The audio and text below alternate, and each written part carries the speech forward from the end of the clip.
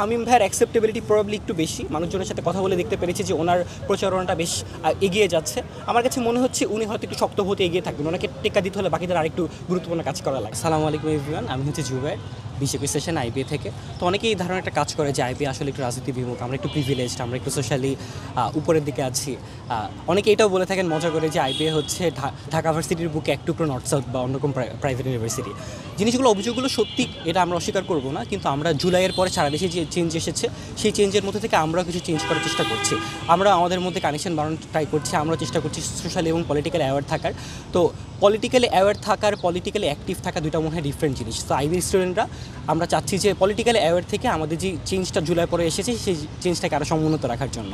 Extreme মশার coil plant fibre দিয়ে তৈরি, তাই সহজে ভাঙে না, সুগন্ধিযুক্ত ও নিরবিচ্ছিন্নভাবে জ্বলে। ডেঙ্গু, চিকুনগুনিয়া বাহি সহ যে কোনো মশার বিরুদ্ধে দেয় এক্সট্রিম সুরক্ষা। আমি আমার এক্সপিরিয়েন্সে দেখেছি ফার্স্ট ইয়ার সেকেন্ড ইয়ার থেকেই আইবিএতে আমরা ইন্টার্নশিপের যে অপরচুনিটিগুলো ছিল সেগুলো খুব ইজিলি অ্যাভেল করতে পেরেছি। এটা হতে পারে আমাদের স্ট্রং অ্যালামনাই নেটওয়ার্ক, সেটার কারণে থাকতে পারে, অথবা ব্র্যান্ড ভ্যালু একটা আলাদা আছে সেটার কারণেও হতে পারে।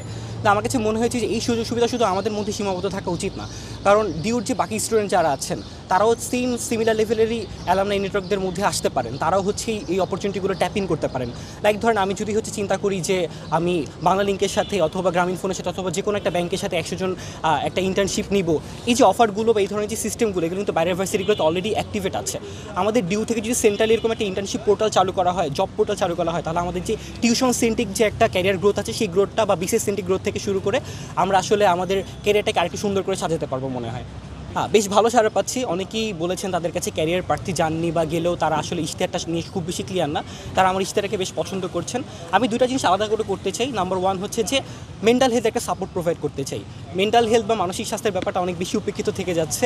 তো এই যে জব হান্টিংয়ের সময় অথবা ক্যারিয়ারের স্ট্রেস বলেন, ফ্যামিলি স্ট্রেস বলেন, এগুলোর কারণে আমরা হচ্ছে একটু দিশাহারা হয়ে থাকি, শেয়ারও করতে পারি না।